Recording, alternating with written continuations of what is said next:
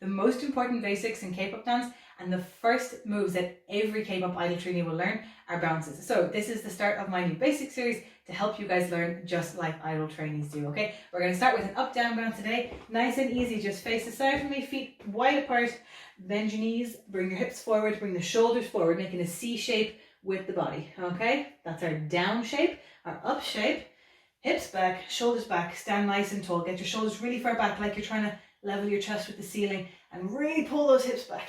Yeah, okay, bring it back down for me. Make sure those hips come forward. The abs are tight, shoulders are coming forward. Really get that C shape going. Okay, give me the opposite. Up nice and tall. Shoulders back, hips back.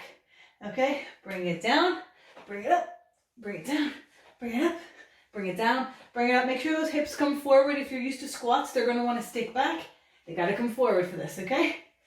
Okay, when we speed this up, it's going to get kind of bouncy. Here we go. 3, 4.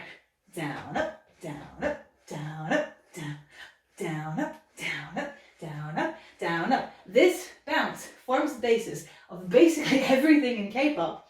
And not only does it work as a foundational move for practicing these shapes, it will also help to give you an overall edge of more kind of chill, hip-hop vibe to your moves. It improves your coordination, it improves your sense of balance, and as I said, it's the first thing that all K-pop idol trainees learn, so that's where we got to start too.